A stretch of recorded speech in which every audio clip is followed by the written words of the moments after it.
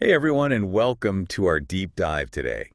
We're going to be tackling the story of the Wright brothers, Okay. but not just the basic facts we all learned in school. We're going to go a little deeper, Right. using this incredible interview with Tom Crouch, who is a leading aviation historian, Mm-hmm. to uncover the surprising details Mm.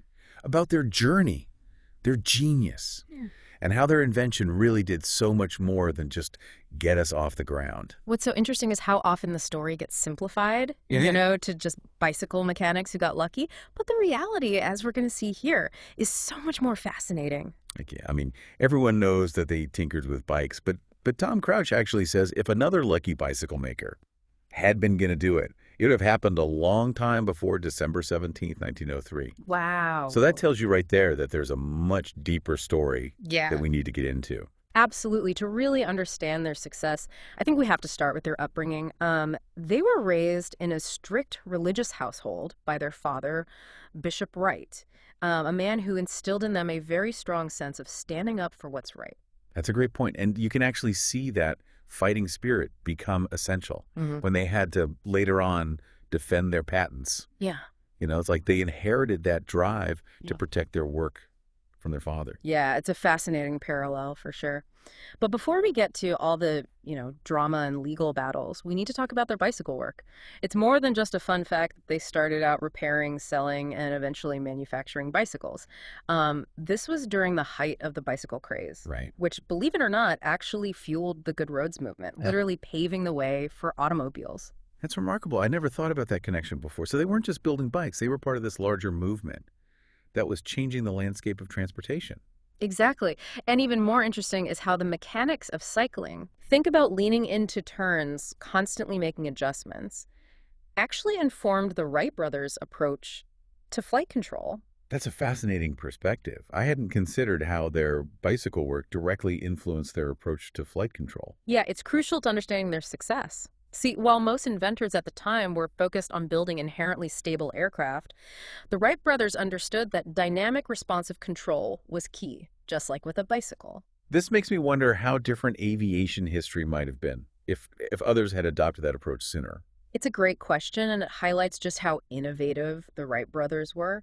And this leads us to another misconception, the idea that they were just tinkering mechanics. Right. In reality, these guys were self-taught engineers with a deep understanding of math, physics, and engineering principles.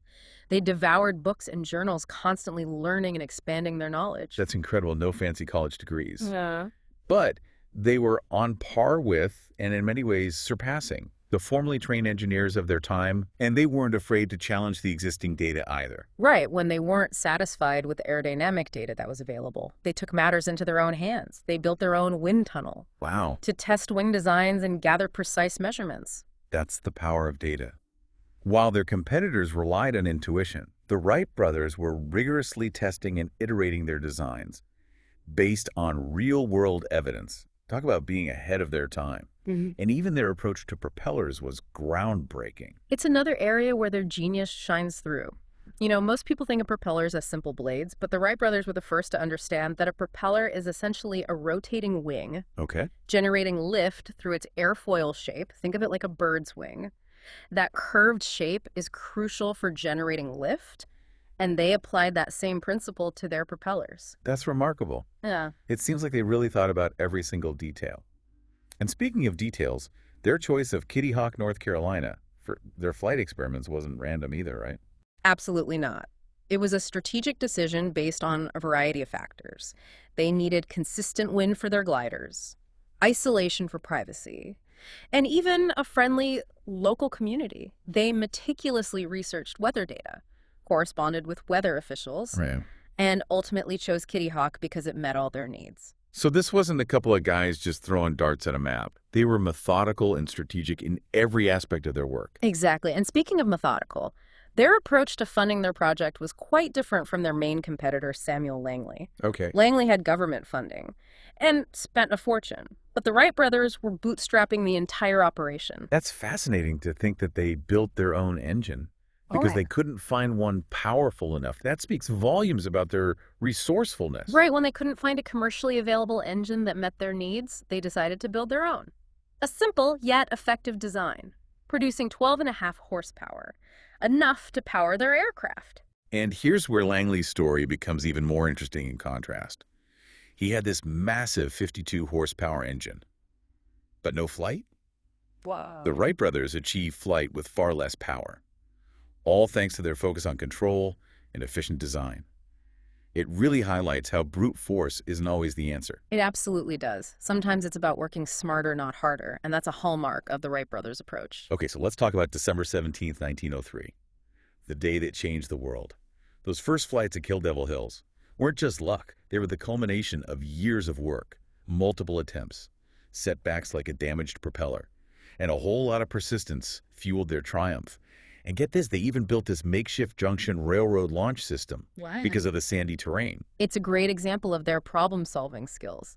Essentially, they created a small track to help launch the glider, like a miniature railway for the plane. Wow, that's ingenuity at its finest.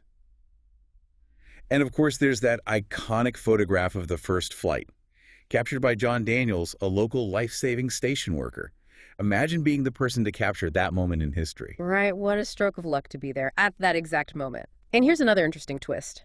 The Wright brothers deliberately avoided the media frenzy Really? that followed their success. They knew the media was getting the story wrong, filled with inaccuracies and sensationalism. It takes a certain level of confidence to Yeah. step back from the spotlight like that. So what were they focused on instead? They were laser focused on refining their aircraft, using that relative obscurity to their advantage. And this speaks to their long-term vision, their desire to truly master flight, not just grab headlines. So they weren't content with just being the first. They wanted to be the best, to push the boundaries even further. Exactly. They had a much bigger goal in mind, conquering the skies and changing the world.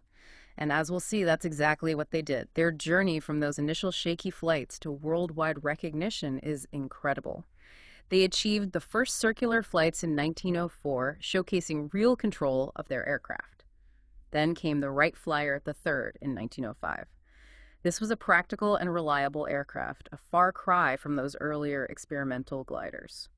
It's amazing to think how quickly they were progressing, from those first 12 seconds in the air to a plane that could stay aloft for over half an hour. It's a testament to their dedication and their relentless pursuit of improvement. And it wasn't just about the technology, they were also pioneers in terms of flight training. They established flight schools and even took on the first woman passenger in 1908. Imagine being that woman soaring through the air in a time when most people hadn't even seen a car. Yeah, reading about their story, I'm struck by how much they accomplished in such a short time. It's like they crammed a lifetime of innovation into just a few years. But their story, as we know, is marked by tragedy as well. Of course, the death of Wilbur in 1912 from typhoid fever was a devastating blow. But it's remarkable how Orville carried on their legacy, continuing to develop their aircraft and advocate for the responsible use of their invention. Yeah, his quote about airplanes being like fire really resonates with me. Potentially destructive, but ultimately beneficial. Yeah. It speaks to the duality of their invention, the idea that such groundbreaking advancements can be both a blessing and a curse. Exactly. And it highlights the importance of considering the ethical implications of technological progress.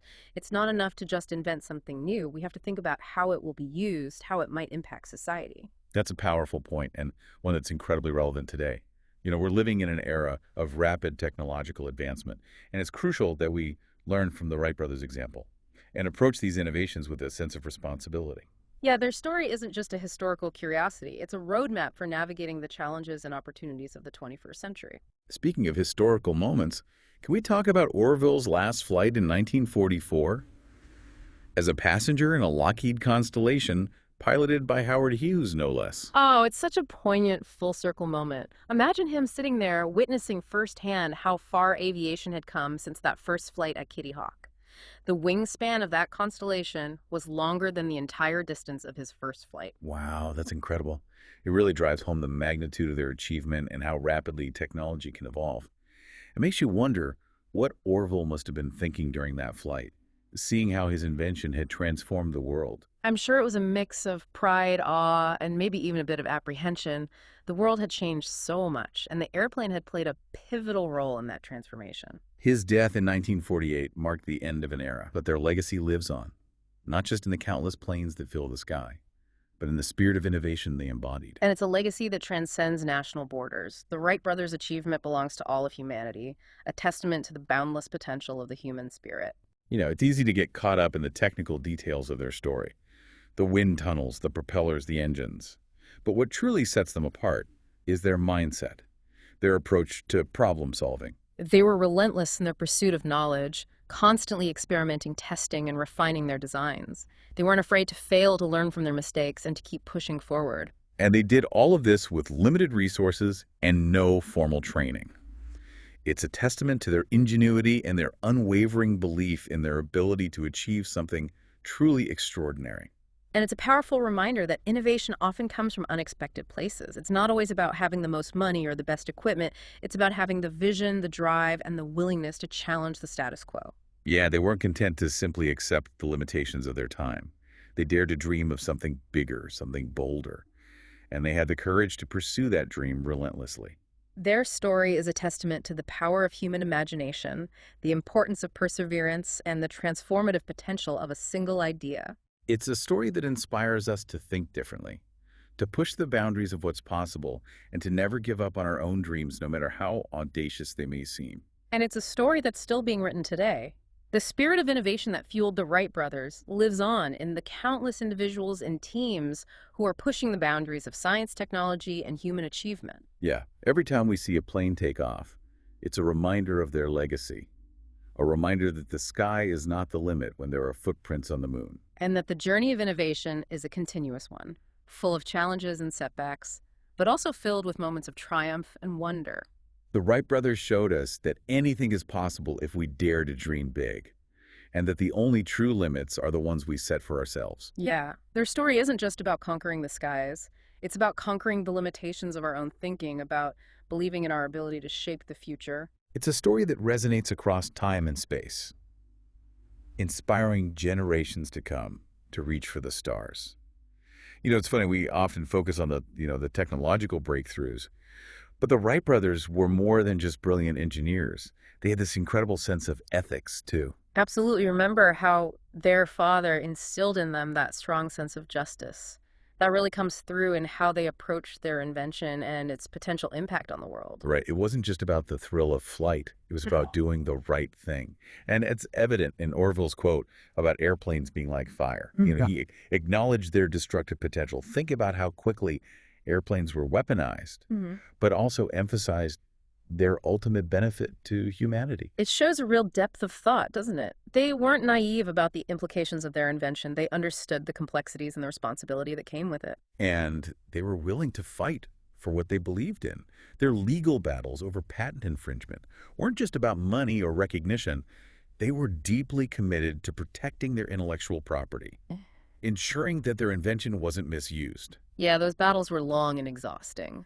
But the Wright brothers never backed down. It's like that fighting spirit their father instilled on them really came to the forefront. They were determined to control their invention and its impact on the world. It makes you think about all the technological advancements happening today. Artificial intelligence, genetic engineering, and the ethical questions they raise.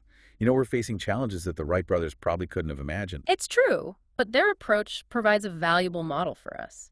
They were grounded in their principles, committed to responsible innovation, and willing to take a stand for what they believed in.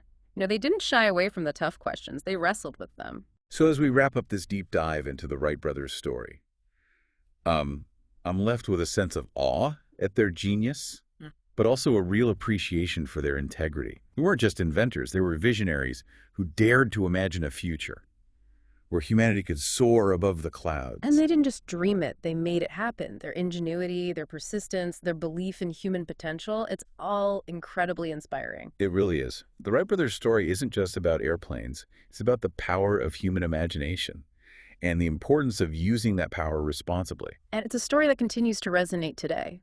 Their legacy lives on not just in the countless planes that fill our skies, but in the spirit of innovation they embodied. So the next time you see a plane overhead, remember the Wright brothers. Their genius, their determination, and their enduring belief in the power of human potential to shape the world. What a fantastic deep dive this was. It really was. Thanks for having me.